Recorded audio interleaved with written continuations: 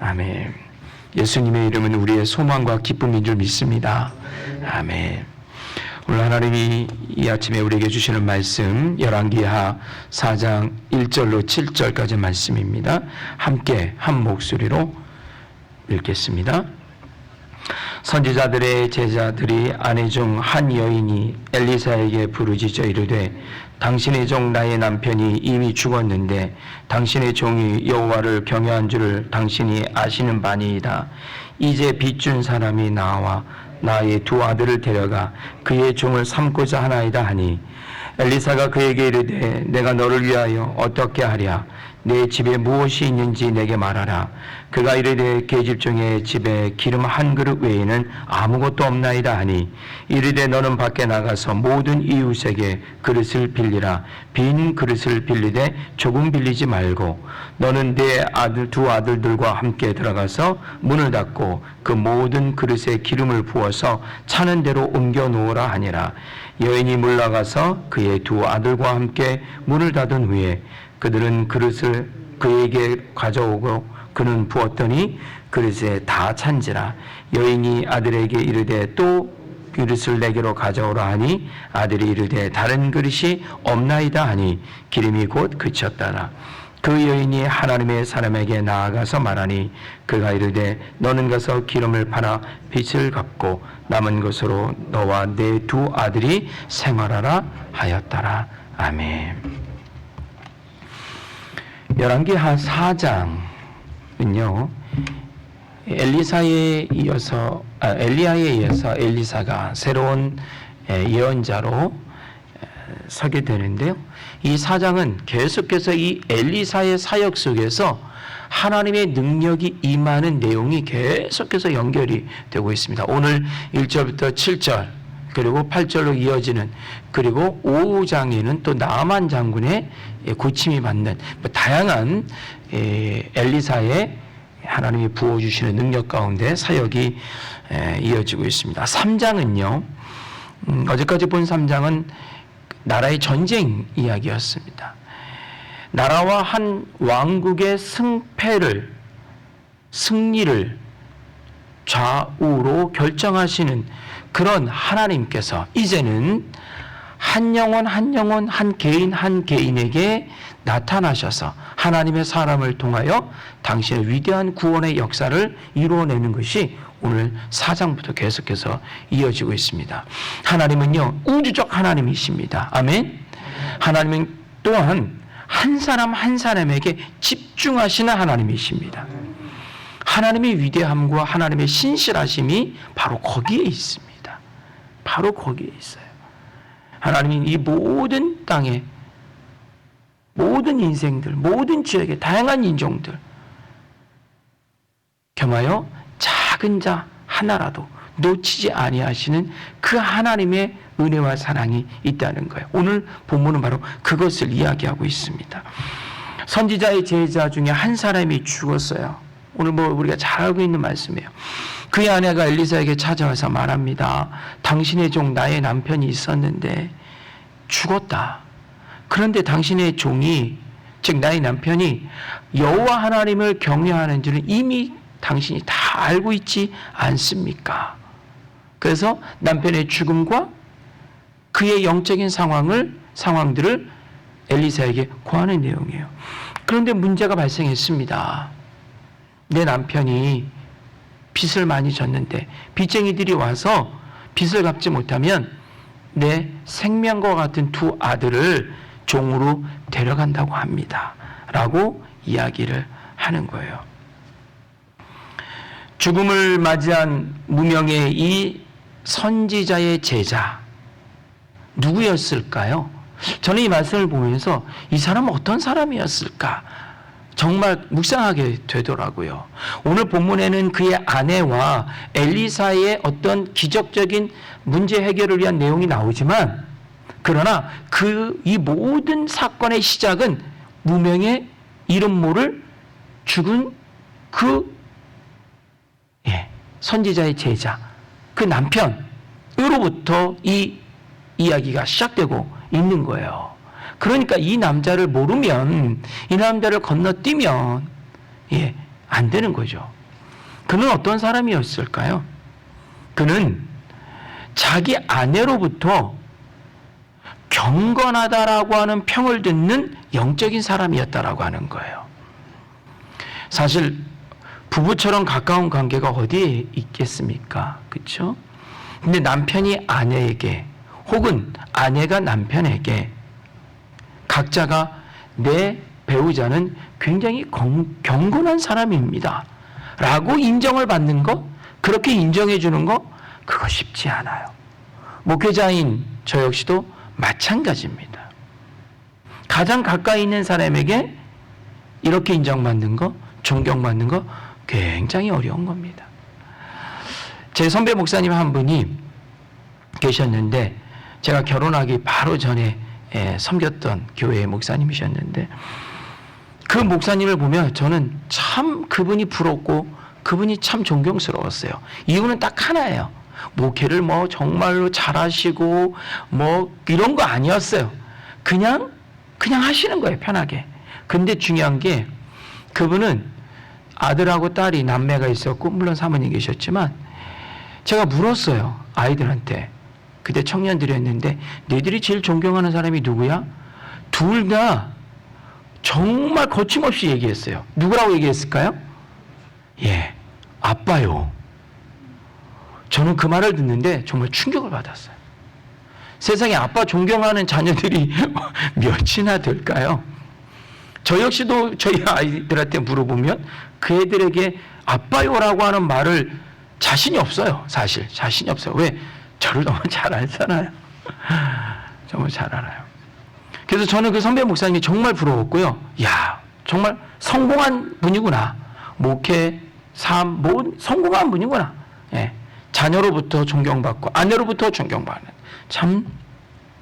자, 이 죽은 남편은, 이 죽은 제자는 바로 사랑하는 아내로부터 존경받는 자였어요. 경건한 자라고 표현되어 있어요.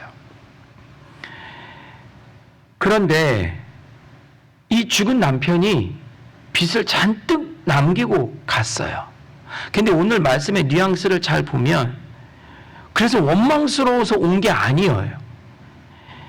죽은 남편이 못나서 빚을 잔뜩 남기고 간 무책임한 인간이었다라고 말하는 게 아니에요. 이 여인은 현숙한 여인이었어요. 내 남편이 하나님을 경외하고 경건한 삶을 살았던 자입니다 라고 그의 남편의 죽음을 그의 스승이었던 엘리사에게 지금 말하고 있는 거예요. 남편이 죽었으니 얼마나 서럽고 얼마나 슬펐겠어요. 하지만 그의 죽음 앞에 그는 부끄러움이 없었다라고 하는 거예요. 그의 삶을 볼 때, 내 남편의 삶을 볼 때 자부심이 있었고, 그리고 그가 비록 죽었지만 그의 삶의 흔적을 통해서 지금의 그 죽음을 위로받고 있다라고 하는 거예요. 하나님을 그만큼 경외하고 경건한 삶을 살았다. 그리고 이것을 자기의 스승인 하나님의 사람인 엘리사에게 알리고 싶은 거예요. 그리고 그에게 상기시키고 싶었던 것이었어요. 그래서 온 거예요. 그런데 남편은 이렇게 경건하게 하나님을 경외하는 자였는데 죽었어요. 그런데 현실이 너무 어떻게 합니까? 냉혹합니다. 현실이 너무 냉혹해요. 당시 이스라엘 여인은요, 남자에게 소유된 존재예요. 남편이 죽었다는 것은 이 여인의 삶의 소유가 본인이 어디로 가야 될지, 내 삶의 주인이 사라졌다는 거예요. 남편이 죽으면 아들에게 자기를 의탁하는 거예요. 근데 이 두 아들 역시도 어떻게? 종으로 끌려가게 될 상황이었어요. 이 여인은 완전히 삶의 주인을 잃어버린 거예요. 다 사라지고 있는 그런 상황이에요. 냉혹한 현실은 가난과 바로 상실이었습니다. 엄청나게 밀려오는 상실감과 더불어서 그의 결과가 바로 가난이었죠. 경건하게 산다고 해서요, 성도님들, 세상 일이 형통하게 된다는 보장은 결코 없습니다. 제가 사실 이 말씀을 이 아침에 한다는 게 참 부담스러운데, 근데 이거 굉장히 중요한 거예요. 경건이 반드시 가난의 보호막이 될 수는 없어요. 굉장히 중요합니다. 이 과부의 죽은 남편은 엘리사도 인정할 정도로 경건한 삶을 살았어요. 하지만 부자가 되는 건 고사하고요, 기초 생활도 유지할 수 없어서 빚을 졌고요, 그 빚의 결과로 아내를 상실감에 밀어 넣었고요, 두 사랑하는 아들을 종의 자리에 이르게까지 하는 그런 상황을 남겨놓고 죽었어요. 주님을 신실하게 따르는 삶에 대한 보상이 항상 물질적으로 충만한가? 라는 질문을 우리는 던져볼 수 있죠. 하지만 그 질문을 던지는 것 자체가 잘못된 거예요. 이것은 잘못된, 우리가 하나님을 따르면 무조건 잘되고 물질적으로 복받고 잘되고 부자되고 이렇게 생각하고 있는 이 잘못된 신앙, 잘못된 가르침이 우리 안에 사실 있었어요. 기도를 하든 헌금을 하든 교회 봉사를 하든 다양한 어떤 종교적 행위를 많이 한다고 해서 이 땅의 물질의 복이 보장되지는 결코 그렇지 않습니다. 오히려 이 악한 세상에서 하나님을 경외하고 이렇게 매번 나와서 예배하고 경건한 삶을 산다는 이유 하나로 우리는 더 많은 손해를 볼 수가 있어요. 예수님을 위시해서 초대교회의 많은 사도들은 하나님을 믿는다는 이유로, 경건한 삶을 산다는 이유로 물질적 보장을 받기는커녕 모든 것을 다 잃어버리는 삶을 살 수밖에 없었다는 것을 보면 충분히 알 수 있어요. 우리의 신앙은 믿음의 가치 그 자체로 사랑하는 것에 의미가 있다는 것을 반드시 우리는 기억해야 합니다. 거기서부터 출발해야 됩니다. 반드시 보상을 바라는 것은 그 믿음의 순수한 가치를 깨트려버리는 것입니다. 우리의 믿음은 세상 것이 주어지지 않아도 그럼에도 불구하고 어떻게? 빛나는 것이 믿음의 가치인 줄 믿습니다. 거기서부터 시작하는 거예요. 그렇다면 기름 한 병은 무엇을 의미할까요? 그렇다면 엘리사를 찾아온 과부는 자기의 절박한 상황을 털어놓으면서 호소했죠. 빚 때문에 아들을 잃어버린다 했어요. 그러자 엘리사가 과부에게 말합니다. 그 여인에게 집에 무엇이 있느냐? 그러자 그 여인이 답을 하는데 그 답은 그 여인이 얼마나 가난했는지를 알게 하는 답이었어요. 그 여인에게 있었던 것이 무엇이었죠? 작은 병에 있는 그릇에 있는 기름 하나뿐. 그게 전 재산이에요. 이 과부의 속절없는 삶을 대변하는 내용이죠. 어찌 보면 지금 저와 여러분의 우리의 현실이요, 이 작은 기름 한 그릇 한 병일 수 있습니다. 정말 우리가 예수를 믿는다는 이유 때문에 더더욱더 그럴 수도 있어요. 있으나 마나한 한 병의 기름, 이것이 나의 생사를 해결한다? 아무 힘이 없어요. 종으로 잡혀가는 나의 자식들을 이 자식들을 구해낼 수 있다? 이 기름 갖고는 할 수 없어요. 이 작은 기름은 가치는 바로 무엇이에요? 제로예요. 0입니다. 아무 의미도 없어요. 그런데 이 무가치한 기름이, 초라하게 짝이 없는 이 작은 기름이 오늘 놀라운 일을 행합니다. 어떻게? 바로 하나님의 손에 들려지면 상황은 어떻게 된다? 달라진다는 거예요. 하나님 사람의 손에 이 기름이 들려지면 상황은, 이 운명은 다 바뀐다는 거예요. 아무런 가치가 없어요. 당장 오늘 하루 이 기름 한 병으로 먹고 죽어야 되는 상황이에요. 내 아들들을 살릴 수 없어요. 정말로 의미 없는 기름인데 이 기름이 하나님 손에 들려지니 운명이 바뀌어지는 놀라운 일이 벌어지는 거예요. 2절에 말합니다. 2절 말씀 함께 볼까요? 같이 읽습니다. 엘리사가 그에게 이르되 내가 너를 위하여 어떻게 하랴? 내 집에 무엇이 있는지 내게 말하랴. 그가 이르되 계집종의 집에 기름 한 그릇 외에는 아무것도 없나이다. 엘리사가 물어요. 내 집에 뭐가 있지? 근데요, 모르고 묻는 거 아니에요. 다 알고 묻는 거예요. 하지만 묻습니다. 왠지 아십니까? 하나님이 우리에게 질문을 던지세요. 우리가 하나님께 늘 질문을 하는 것 같지만 사실 하나님은 우리에게 계속 질문을 던지고 계십니다. 너 괜찮니?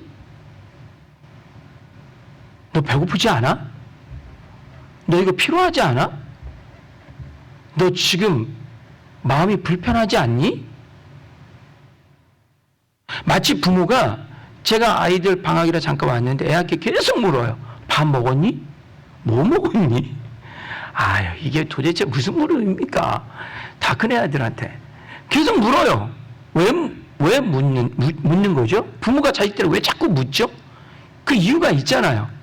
근데 그 아이가 갑자기 아빠 나 뭐 먹고 싶어 딱 잃어버리잖아요. 그러면 기분이 어떻게 됩니까? 너무 좋아져요. 그 데리고 당장 나가는 거예요. 집에 먹을 거 많아도 아무 의미 없어요. 나 뭐 먹고 싶어 하는 순간 데리고 나가서 먹이는 거예요. 그게 바로 부모의 기쁨이잖아요. 하나님도 같으세요. 우리에게 자꾸 물어요. 너 아프지 않아? 너 괜찮아? 너 뭐가 필요하지? 너 뭐 때문에 고민하니? 왜 울고 있지? 하나님이 우리에게 계속 지금 묻고 계시는 거예요. 우리는 하나님의 물음을 듣지 못하죠. 근데 하나님은 계속 우리에게 지금 묻고 계세요. 그 이유가 뭔지 아십니까? 왜 나한테 얘기 안 하니? 예요, 바로. 하나님이 우리에게 자꾸 묻는 것은 왜 나한테 기도 안 하니? 왜 나한테 구하지 않니? 왜 나한테 간청하지 않아? 바로 그래서 하나님이 묻는 거예요. 부모가 자식에게 계속 묻는 것은 자식의 답을 얻어서 부모가 채우고 싶은 마음이 있기 때문에 그런 것처럼 똑같은 겁니다. 기도의 필요성이 이만큼 중요합니다. 기도라고 하는 것은요, 하나님에 대한 신뢰감이에요. 하나님을 내가 믿습니다. 그 믿음 가운데 있는 것이 바로 기도예요. 아이, 하나님 다 아셔. 굳이 기도 안 해도 돼. 이건 잘못된 신앙입니다. 잘못된 신앙이에요. 주님은 우리에게 분명히 말씀하십니다. 내가 다 알고 있어. 하지만 너는 나에게 구하라. 찾으라. 어떻게 하라? 두드리라. 우리의 믿음의 표현은 주님께 간청하는 것입니다. 이 아침에 하나님이 우리에게 반드시 묻고 계십니다. 우리의 기도는 하나님의 물음에 어떻게 답하는 거예요. 내가 먼저 하나님 이게 필요해요 라고 말하는 게 아닙니다. 절대로. 하나님이 이미 우리에게 물으셨어요. 그 물으심에 우리는 답을 하는 것이 바로 기도입니다. 그 다음에 뭐라고 했습니까? 내 집에 무엇이 있는지 내게 구하라. 너에게 남은 것이 무엇이냐? 그 남은 것은 굉장히 중요합니다.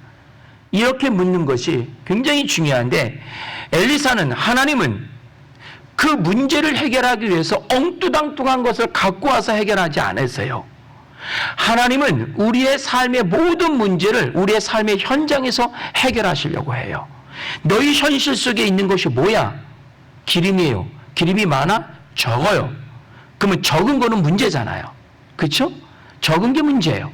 많은 건 문제가 되지 않아요. 그러니까 하나님이 그 적은 기름을 어떻게, 그 기름으로부터 많은 기름으로 해결하고 계시다는 거예요.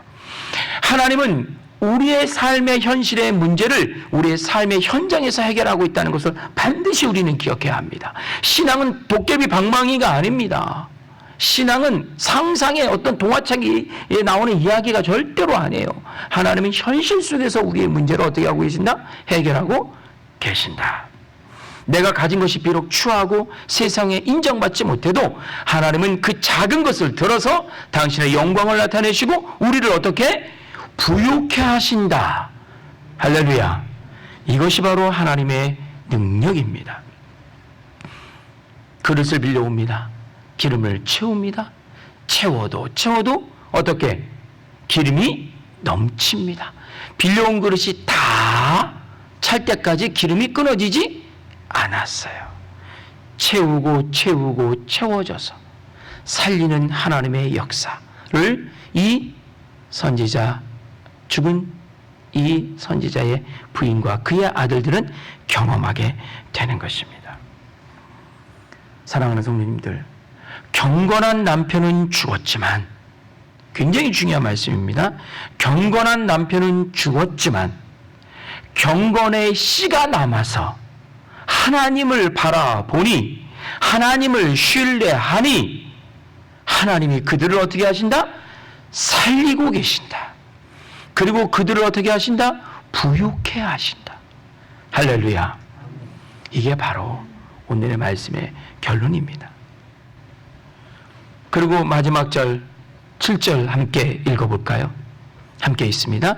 그 여인이 하나님의 사람에게 나아가서 말하니 그가 이르되 너는 가서 기름을 팔아 빚을 갚고 남은 것으로 너와 내 두 아들이 생활하라 하였더라. 엘리사가 말합니다. 채워졌지. 이제 부자 됐잖아. 이제 아들 어떻게 빚의 대가로 팔리지 않게 됐잖아. 뭐라고 말합니까? 먼저 빚을 갚아라 라고 말해요. 그리고 남은 것을 가지고 생활하라 해요. 이 이야기는 굉장히 중요합니다. 이웃에 대한 의무부터 먼저 행하라는 거예요. 성도님들, 진정한 경건이 뭔지 아십니까? 진정한 경건은요, 골방에 들어가서 아무도 없는 동굴 사막 속에 들어가서 하나님께 부르짖어 하나님과 그 신비로운 체험을 하는 것이 진정한 경건이 아니에요.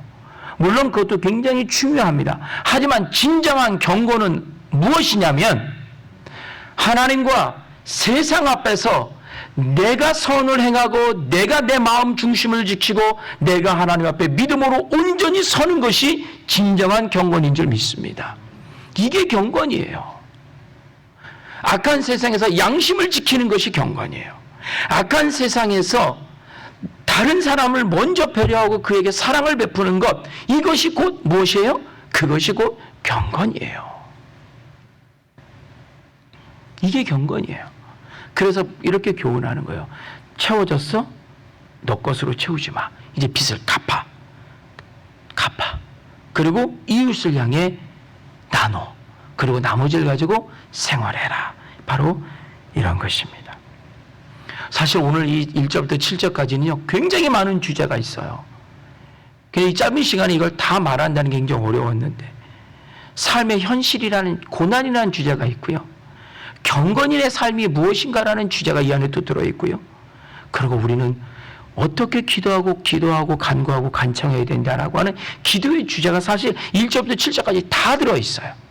그런데 오늘 이 작은 여인의 사건 하나로 통해서 삶의 고난 속에서 경건의 삶을 잃지 않고 하나님 앞에 기도와 간구의 삶으로 나왔더니 하나님이 어떻게 하신다? 채우시고 살리시고. 오늘 말씀 주제를 한번 보세요. 하나님은 어떤 분이다? 채우시고 살리시고 그 다음에 뭐가 있어요? and 그거는 바로 여러분에게 향하신, 저와 여러분에게 향하신 지금 이 현실 속에서 하나님이 채워주실 복인 줄 믿습니다. 이 무한한 복을 우리가 바로 기도와 경건의 삶을 통하여 비록 어렵고 곤고한 현실 속에 살아가고 있지만 이 나머지를 채워가는 진정한 복의 주인공이 저와 여러분, 그리고 이 아침에 예배하는 우리 모든 주의 성도들의 것이게 되시 주의 이름으로 간절히 기원합니다. 기도하겠습니다. 그렇습니다. 하나님, 채우시는 분, 살리시는 분. 나는 내 현실 외의 고난 속에서 무엇을 할까 고민하고 있지만 하나님은 그 이상의 것으로 우리에게 다가오시는 분. 그 하나님, 오늘 이 한 선지자의 제자의 죽음을 통하여 그의 아내와 그의 아들들의 삶을 통하여 우리가 이 하나님의 복을 깨닫고 알게 되고 더 나아가 기도할 수 있는 은혜를 주시니 감사합니다. 하나님, 우리에게 주시는 이 복을 우리가 누리는 자들이 되게 하여 주옵소서. 하나님의 채우시고 살리시고 그 이상의 것으로 부어주시는 하나님의 거룩한 능력을 인정하는 자들이 되게 하여 주옵시고, 이 아침에 하나님께 기도하고 나아갈 때에, 믿음으로 나아갈 때에 하나님의 놀라운 은혜를 소유하는 주의 사람들 다 되게 하여 주옵소서. 감사하며 예수님 이름으로 기도드립니다. 아멘.